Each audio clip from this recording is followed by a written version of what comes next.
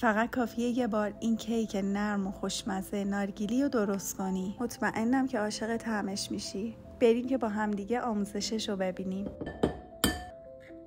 تخم مرغ، شکر و وانیل رو با دور متوسط همزن انقدر هم میزنیم تا کرم رنگ و کشدار بشه. دورگیری رو فراموش نکنین.